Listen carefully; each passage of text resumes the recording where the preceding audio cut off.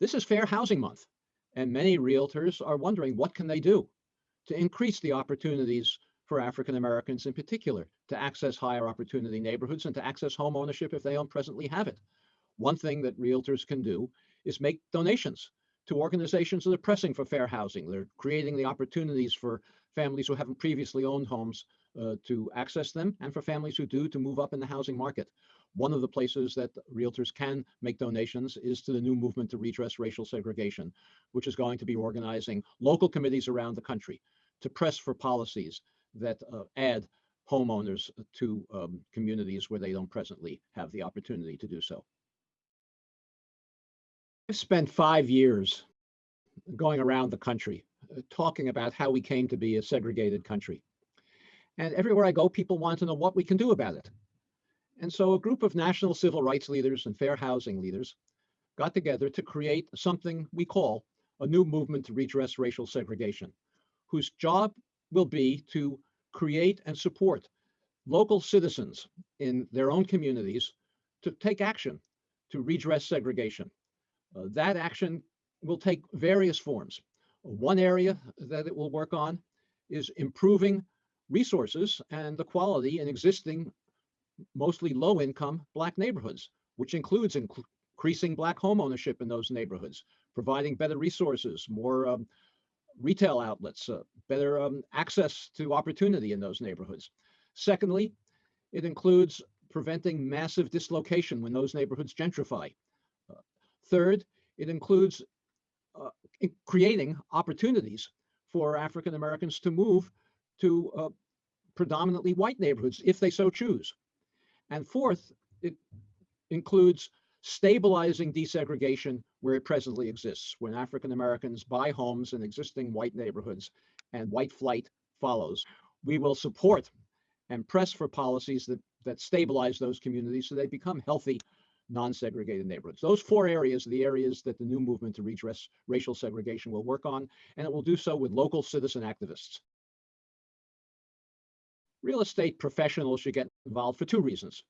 One, and perhaps the most important, is that real estate professionals are citizens, and this country is in great danger from its existence of segregation and from the inequality which is persistent and a threat to our democracy. But as professionals, real estate agents also have a self-interest in redress of segregation. Increasing rates of Black home ownership is critical to the real estate profession, and especially to African American real estate professionals. Preventing the steering of white families away from diverse neighborhoods is also an essential preservation for real estate professionals who are African American, because it prevents the opportunities from being created in diverse neighborhoods.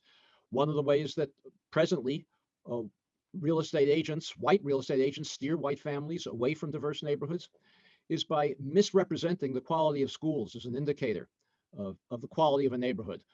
Educators have known for years that test scores do not reflect the quality of a school, and therefore schools with high test scores don't necessarily mean a good neighborhood.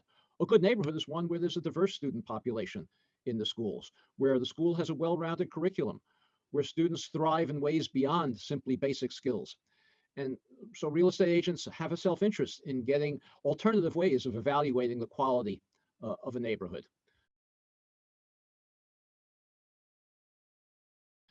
The federal government periodically conducts what they call audit studies, in which matched testers, both Black and white with similar financial backgrounds, similar assets, similar work histories, similar characteristics, apply for homes, both at banks and at real estate agencies.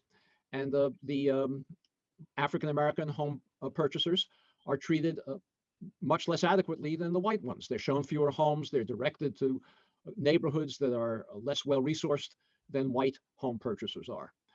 The real estate industry should clean up its own act.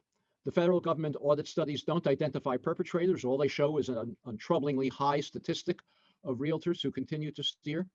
The real estate industry, in cooperation with civil rights groups, should create an audit agency that conducts this testing, identifies realtors who are steering, and either disciplines them or corrects their behavior so that the steering ends.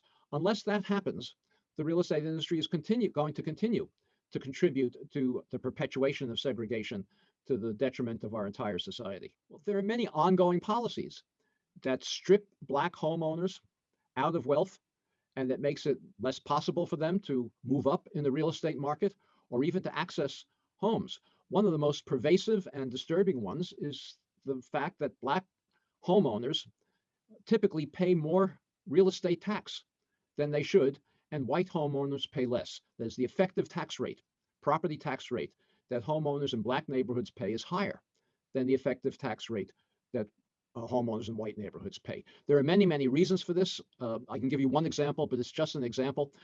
As you probably know, the only way that a tax assessor can establish the real value of a home is to know what it's selling for, but you can't assess a home that isn't being sold in the most accurate way. So they have to use workarounds.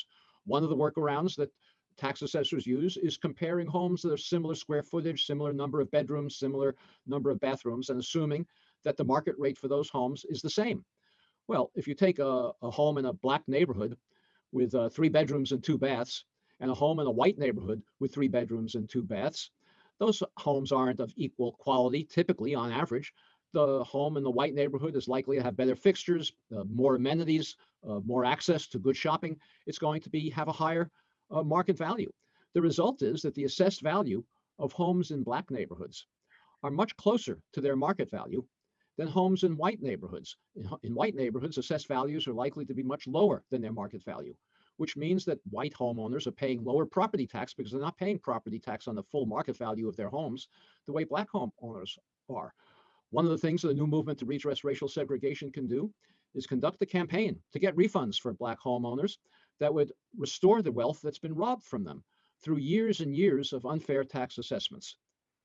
One of the most important ways we can increase the rate of Black home ownership is to provide down payment assistance for potential Black homeowners.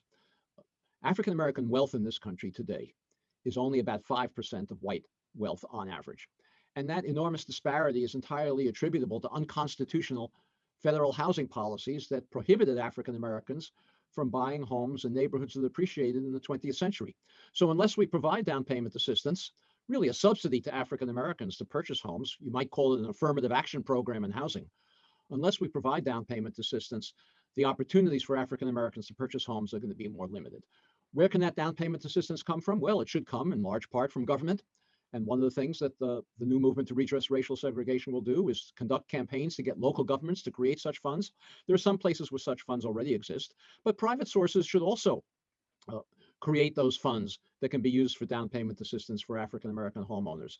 There are in every community banks, real estate agents, law firms, developers who in the 20th century created the segregation of that community, exclusion of African Americans from more higher opportunity neighborhoods. Those banks, those developers, those law firms, and those real estate agencies have an obligation to contribute to an affirmative action and down payment assistance fund that's going to help in small part to redress the segregation that they themselves 50, 60, 70 years ago created. First thing that real estate professionals can do is to recognize their obligations as citizens of this democracy and participate in local committees along with other people who are not professionals, parents, lawyers, teachers, working people in local committees that will be biracial and multi-ethnic to conduct the kinds of campaigns I've been describing that are necessary to force policies to redress racial segregation. But the other thing that the real estate industry can do is financially support the creation of this new movement to redress racial segregation. It can only succeed if we can hire a team of skilled organizers to go into communities and create these local committees and help them do the research that's necessary to identify the sources of segregation in their communities, help them develop the tactical plans and strategies that these campaigns are going to require. Right now, we are on a campaign to raise $500,000 that are necessary to hire a national organizing director who will then hire, train, supervise local organizers in communities all over this country to create local committees to redress racial segregation. We're seeking donations at this point of anywhere from $5,000 to $10,000 to $25,000 from firms or law firms, developers, real estate agencies, Banks, some of whom have responsibility to contribute because they contributed to the creation of segregation in the first place, and some of whom will donate because they understand the importance for the preservation of this democracy of having a less segregated society. All donations to the new movement to redress racial segregation are tax deductible.